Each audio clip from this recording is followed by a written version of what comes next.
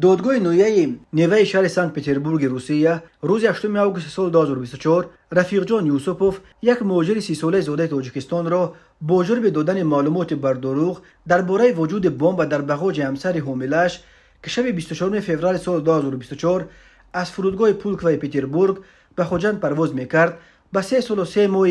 زندان و پرداخت قریب 1,850,000 روبل یا قریب 20,600 دلار امریکایی توان به شرکت هواپیمایی روسی اورالسکی اویالینی محکوم کرد. خود رفیق جان یوسپوف یا نزدیکانش از جمله همسر او برای شرح قضیه دسترس نیستند، ولی تلگرام کانال فانتانک خبر داد که یوسپوف در دادگاه اظهار پشیمانی کرده و در محضر عذر پرسیده است. 24 فوریه سال 2024 رسانه‌های روسیه خبر دادند که یک مرد تاجیک برای آنکه مانع به تاجیکستان رفتن همسر از وی قهر کرده شود ساعت 2 شب به فرودگاه پولکو زنگ زده به کارمندان کال سنتر یعنی مرکز معلوماتی فرودگاه خبر داده است که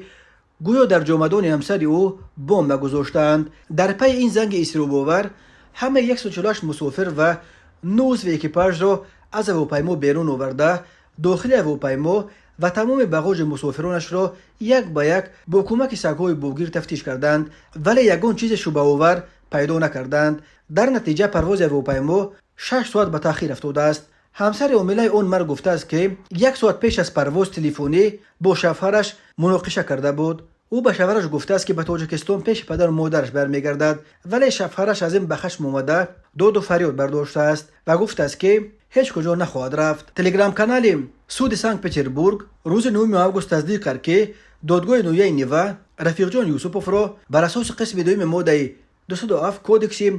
جنایتی روسیه در رسانیدن معلومات بر دروغ درباره عمل تروریستی گناهکار شناخت.